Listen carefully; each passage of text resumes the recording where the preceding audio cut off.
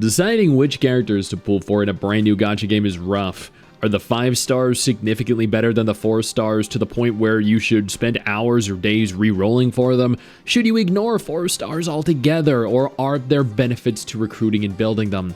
Wasting time, wasting resources doing pulls for and subsequently leveling, upgrading, and descending them is one of the things that I hate the most in gacha games, which is why I took the time here to compile a tier list to attempt to help you decide on which trackers you should pull for and build. This tier list is based off of my own personal experience and the help of another content creator that also had access to the final test version of the game before release, and honestly this could change after release, or hell, I'm not infallible.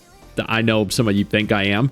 Maybe I just thought certain characters sucked when I didn't utilize them correctly. Tier lists like this should never be used as a definitive, clear, objective basis with which to pull for characters, because at the end of the day, people use characters differently. They enjoy different playstyles. We're all different. I recruited every single character, which honestly took me quite a while to do. Well over 30 minutes of constant, vigorous pulling. Yeah, you can see that in the background footage right there. Last time I went that hard pulling was back when I was in high school. Yeah, I went through all of this for you. You're welcome. Now, if you're looking for a beginner's guide on what to do and what not to do before starting the game, then I also have a video on that as well, which I urge you to take a look at before starting this game. You still have time to. Now let's go ahead, jump in, beginning with the S tier. These are trackers that you absolutely want, that you absolutely need in your team. Chitose, easily one of the best units in the game. Aqua element, hits like an absolute truck and has the potential for fantastic AoE aqua damage. Jerry, also one of the best units in the game. Terra element, deals a lot of damage, has access to damage over time abilities and some solid defensives. Nazuna, a phenomenal support from what I've seen. Terra element not only heals, not only regens, but also has a potential to increase Terra damage taken by enemies, which is great for other Terra trackers. Minova, a really good DPS. Lux element, honestly the character I used the most before getting Chitose, because she has great damage, she has good support abilities, and some great defensives. Also, she hits people with a baseball bat. Nanoha, a decent DPS. Ventus element, focusing more on supportive abilities, boosting team mobility and damage output. I feel like she does better as a support, honestly. Chisha, an AoE machine.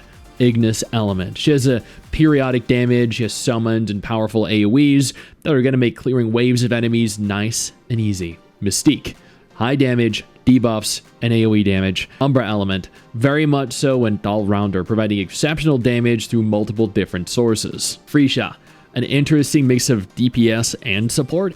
Aqua element, she's a berserker with good damage early on and provides crowd control effects like slows and also boosts to allies, making her a surprisingly decent support as well. And that is it for the S tier. 8 total trackers. Most of the 5-star units are pretty crazy in a variety of different ways right now, but I'm sure as new units are introduced, these will either be toned down or be less broken comparatively.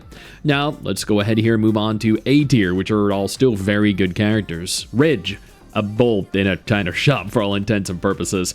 Absolute devastating melee DPS. Terra element. Not only does she deal unreal single target damage, but she can boost other Terra element trackers as well, allowing her to synergize well in various different team compositions. Caramel, Umbra element. Decent damage with an interesting playstyle, has support abilities that boost the damage of Umbra trackers, making her a solid pick.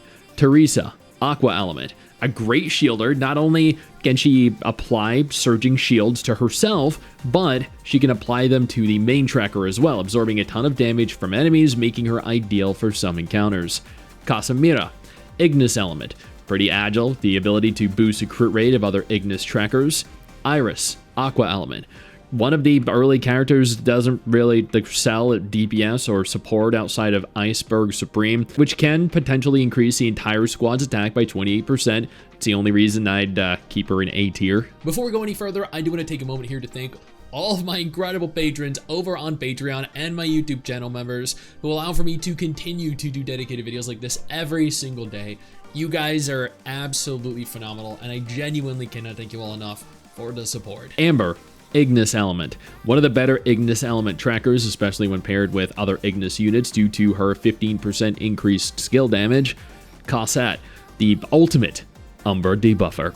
Literally half her kit applies some sort of debuff to enemies. She deals decent AoE damage and focus mostly on destroying any chance the enemy has of functioning. Dinglin, Lux Element.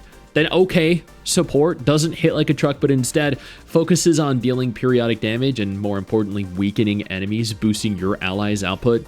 Flora, Ignis Element. For a 4-star, honestly decent AoE DPS. She can increase other Ignis trackers' crit rate, main tracker base attack by 10%, provide a regen on targets that heal every time the main tracker crits, and cast a constant attack increase buff. That is it for A tier. 9 trackers in total. A few of these would probably fit between A and S tier because they're just really good, but unfortunately the S tier trackers are just that powerful. Now, let's go ahead here and move on to the B tier. These are the characters that you only build or use if you have to or while waiting for other characters. Canis, Ventus Element. Absolutely stunning character for a 4-star, but is pretty useless. She has some self boosts, but doesn't really help the team in any meaningful way. Noya, Ventus Element. Pretty useless as well. She's okay for a starting character, and other than restoring potentially 8 energy to a random tracker, she provides no real use to your team. And Ventus Element. Yes, I am actually knocking out all the Ventus Elements first. Outside of her Wingate barrier boosting the main tracker's attack by 17%, she provides no benefit to having in the party, since she either boosts herself or it's just, well, subpar. Coronis, easily the best looking 4-star tracker in the game and also one of the better looking characters in the game overall. Umbra Element. She can potentially boost other Umbra trackers' attack by 10% while pushing out some decent damage, but there are just so many better alternatives to her. Shimiao, Aqua Element. Honestly, subpar. Everything. Support, DPS. Can provide a small boost to squad attack, but it's about all she offers. Laru, Lux Element. Poor damage. Poor utility. All you really need to know. Tilia, Lux Element. A dollar store version of Teresa with a defensive stance that helps her tank to some extent. She has pretty much no benefit when placed into your squad. None. Literally, absolutely nothing. Just leave her. Rip Tilia. And that is it. B tier is comprised of the crap. The trackers that you'll likely just want to skip for the most part because they're just not worth it. Again, though, if you find a character that you think looks interesting specifically to you, then just play them. Don't let any tier list tell you not to. Every character is fun in their own way, and you can enjoy any character if you don't care about being in the top % of players. Now, go enjoy the game. I know I will be. I know you think that you just hit the end of the video, and technically, yeah, you have. And I know your first reaction is to close out of it at this juncture, but don't. No, instead, I urge you to take a moment here and click one of the videos on screen that are coming up in just a moment so you remain up to date with everything going on in the gacha genre. Trust me, you're not going to regret doing so. Stay flaccid.